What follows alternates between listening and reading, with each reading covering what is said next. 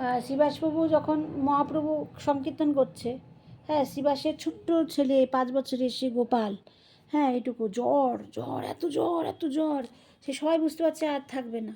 হ্যাঁ, তা তখন শিবাসবাবু বলছে, শোনো, মহাপ্রভু এখানে আসবে, সাক্ষাৎ ভগবান, তোমরা কিন্তু আমার ছেলে যদি কিছু হয়েও যায়, কোনো যেন টুসা শব্দ দমে দমে কাঁদবে, কিন্তু জোরে কাঁদবে না, কেউ যেন জানতে না পারে। এবার মহাপ্রভু সংকীর্তন করছেন, একটু পরে বলছেন, না আজকে সংকীর্তনে আনন্দ পাচ্ছি না কেন, কি হয়েছে? তখন শ্রীবাসবাবু বলছেন যে, না তো প্রভু, আমার তো কিছু হয়নি। শিবাস, তোমার বাড়ি থেকে তো কিছু অঘটন ঘটেছে? না তো প্রভু, কিছু তো হয়নি। তখন বলছে যে, না, আমার মন কেমন করছে। তারপরে আবার এদিকে সবাই তখন ফিসফিস করে বলতে লেগেছে যে শিবাসের ছেলে চলে গেছে, গোপাল, ছোট্ট 5 বছরে, তা চলে গেছে। তা তখন শিবাসবাবুর ওই অমলিন ভাব দেখে মহাপ্রভু আবার না, না, আবার একটু পরে বলছে, না শিবাস, কিছু একটা হয়েছে। তখন একজন বলে উঠেছে, শিবাসের ছেলে আর নেই। যেই বলেছে, শিবাস, তুমি, আমি এখানে এত বড় অমঙ্গল হয়েছে ঘরে, তুমি আমাকে বলনি? তখন শিবাসবাবু বলছেন, অমঙ্গল? সাক্ষাৎ ভগবান, সকল অনন্ত ব্রহ্মাণ্ডের নাথ যেখানে নৃত্য করছে প্রভু, সেখানে কি করে অমঙ্গল হতে পারে? সেই কেঁদে উঠেছে। তখন শিবাস, তুমি আমায় এত ভালোবাসো, তোমার নিজের ছেলে ওইটুকু চলে গেছে, তুমি এত ভালোবাসো? যা, যদি লক্ষ্মী কোনো দিন ভিক্ষা করে খায়, তবু তোমার ঘরে কোনো দিন অভাব হবে না। তারপরে মহাপ্রভু নিজে দেখতে গেলেন।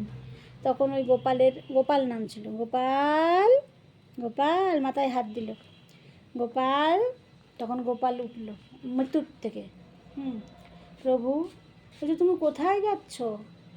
হ্যাঁ, কেনই বা ছেড়ে যাচ্ছ? তখন বলল, প্রভু, এইখানে তুমি এই কদিনই আমাকে নির্বন্ধ রেখেছিলে, এরপরে তুমি যেখানে পাঠাচ্ছ সেখানেই সেবা করতে যাব, বলে আবার চোখ বুজে দিল। সবাই দেখলো চোখের সামনে যে কিছুই না।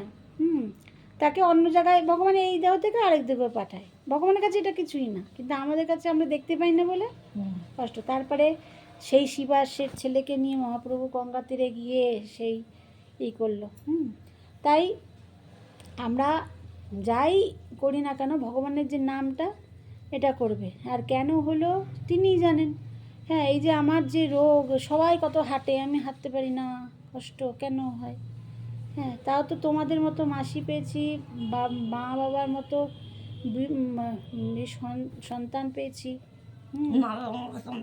না, সন্তান মানে কি, ও সন্তানই তো হয়ে যায় ছোটোবেলা, ছেলেবেলা, কত বয়স হয়ে গেলে তো তখন বাচ্চাদের মতনই হয়ে যায়, সে কি আরই থাকে। তাই করুণা পেয়েছি, এই আর কি।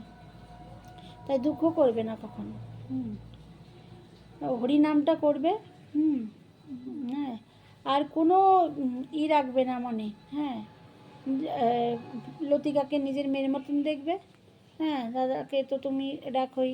হ্যাঁ, আর যদি কেউ কিছু বলে তা আমাকে জানাবে, ফোনটা ধরবে। হ্যাঁ, না, কে বলবে কি? না, বাইরের যদি কাজে টাজে আসে, তখন যদি কেউ কিছু বলে,